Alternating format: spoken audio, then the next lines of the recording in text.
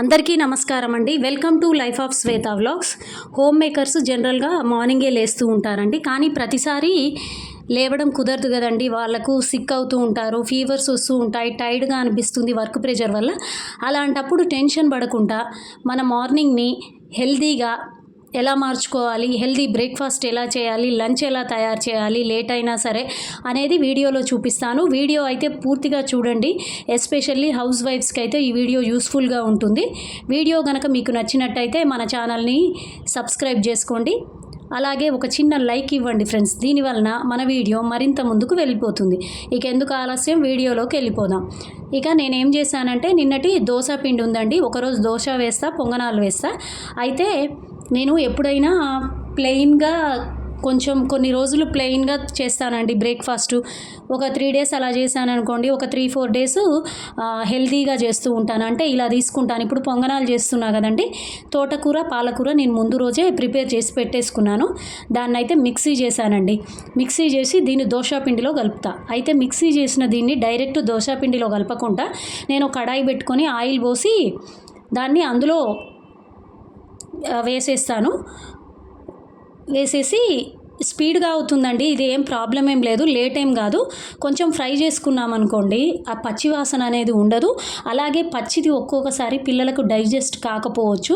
అటువంటి ప్రాబ్లం రాకుండా మనము ఇటువంటి మిక్సింగ్లని ఫస్టే కొంచెము ఫ్రై చేసామనుకోండి, ఆ వాసన అనేది వెళ్ళిపోతుంది, పచ్చిది కాకుండా ఉంటుంది. కాబట్టి ఈజీగా డైజెస్ట్ అవుతుంది. ఇందులోనే మీరు కొంచెం జీలకర్ర వేసుకోండి ఆ మిక్సింగ్లో. సో ఇక పిల్లలకు హెల్త్కి కూడా మంచిది కదా. సో కలిపేశానండి. కలిపేసి పక్కన పెట్టుకున్నాను. ఇక్కడ మీకు ఇంకొక విషయం, పల్లి చట్నీ చేస్తాం కదా. అయితే మనము జనరల్గా చేసినట్టు కాకుండా ఎప్పుడైనా స్కూల్కి లేట్ అవుతూ ఉంటుంది కదా, ఆ టైంలో ఏం చేయాలంటే, పల్లీలు తీసుకొని కొంచెం ఉప్పు కారం ఇమీడియట్గా వేసేసి, ఎల్లిపాయ చింతపండు వేసేసి, కొంచెం నూనె వేసేసి ఇట్లా చేసేసుకోండి. పచ్చిమిర్చి వేయాలంటే మళ్ళీ దాన్ని తీసి ఇదంతా టైం ప్రాసెస్ అవుతుంది. కాబట్టి ఈజీగా ఫాస్ట్గా అయిపోవాలనుకుంటే అలా చేసుకోండి. పల్లీ చట్నీ బాగుంటుందండి. ఇక తర్వాత పల్లీలు వెంటనే నేను మిక్సీకి వేయనండి, జార్లు ఖరాబ్ అవుతాయి కాబట్టి. అది వేడి చల్లారేలోపు ఈలోపు మా పిల్లల బాటిల్స్ ఉంటాయి కదా, అవైతే వాటర్ నింపి సెట్ చేసి పక్కన పెట్టేసా. ఒకదాని వెనకంగా ఒకటి పని చేసుకున్నామనుకోండి, ఈజీగా ఉంటుంది.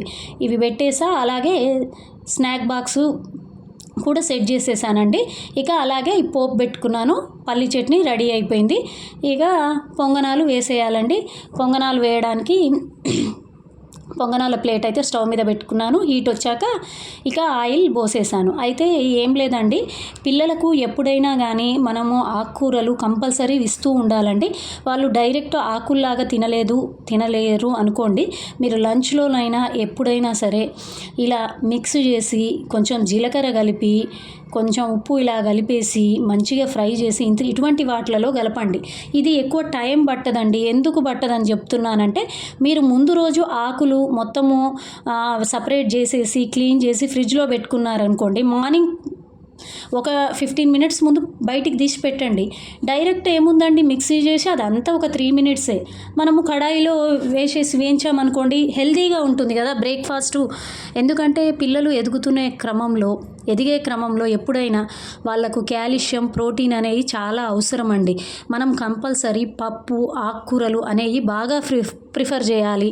అలాగే క్యారెట్ బీట్రూట్ ఇలా ఏదైనా సరే, మన ఛానల్లో బీట్రూట్ ఇడ్లీ వీడియో ఉందండి, అది కూడా మీకు ఒకసారి ఇంట్రెస్ట్ ఉంటే చూడండి. సో ఇలా పెడుతూ ఉన్నామనుకోండి, వాళ్ళకి కావాల్సిన ఎనర్జీ, వాళ్ళకి ప్రోటీన్ మంచిగా అందుతుంది. ఇప్పుడు ఈ పొంగనాలలో కలిపాను కదండి, ఇవి గ్రీన్ పొంగనాలు అంటాడు మా బాబు, ఇంట్రెస్ట్గా తింటాడు.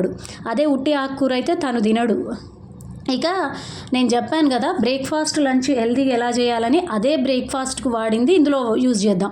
లంచ్ కోసము ఈరోజు మార్నింగే లంచ్ కూడా ప్రిపేర్ చేశాను. ఇది చూసారు కదా, ఇందాక రెడీ చేసుకున్నాం కదా తోటకూర పాలకూర మిక్సింగ్, అదే లంచ్లో అన్నంలో కలిపేస్తున్నాను. అంతేనండి, తోటకూర పాలకూర రైస్ రెడీ అయిపోయింది. హెల్తీగా బ్రేక్ఫాస్ట్ రెడీ అయింది, లంచ్ రెడీ అయిపోయింది.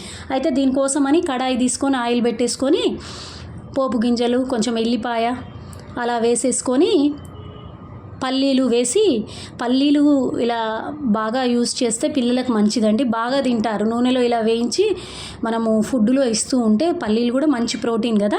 అన్నం కూడా పక్కన వండి పెట్టేసుకున్నాను. సో చూసారు కదా, బ్రేక్ఫాస్ట్ రెడీ. దాంతో లంచ్ రెడీ అయిపోయింది. ఇలా దగ్గరికి రావాలండి. దగ్గరికి రాకముందు అన్నం వేస్తే కొంచెం తడిగా ఉండి తినలేము. ఇలా దగ్గరికి వచ్చేసింది కదా మిక్సింగ్.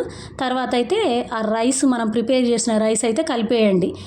అయితే మీరు ఇందులో ఇందాక మిక్సింగ్లో నేను చెప్పలేదు కదండి, పసుపు, ఉప్పు, కారం, ధనియాల పొడి అన్నీ వేసేసుకొని అది మొత్తం దగ్గర అయ్యాక ఇలా రైస్ అయితే ప్రిపేర్ చేసేసుకోండి. చూసారు కదా, మంచిగా ఉంటుందండి, చూడడానికి కలర్ఫుల్గా ఉంటుంది, పిల్లలు కూడా తింటారు, మనకు కూడా ఈజీగా ఉంటుంది. ఈజీగా ప్రోటీన్ వచ్చే ఫుడ్ అయితే మనకు బెటర్ కదండి. ఈజీగా రెడీ చేసినట్టు ఉంటుంది, ప్రోటీన్ ఫుడ్ పిల్లలకు అందినట్టు ఉంటుంది. స్నాక్ కోసం అండి ఇవి